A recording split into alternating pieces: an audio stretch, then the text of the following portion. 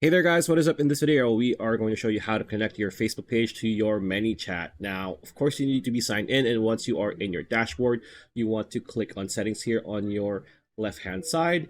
Here, you're going to see under channels, there are several options here: Instagram, TikTok, WhatsApp, and then Messenger. So we want to click on Messenger because Messenger is automatically connected to your Facebook page that you're using. So click this, and then here, there's a connect button. Just click connect.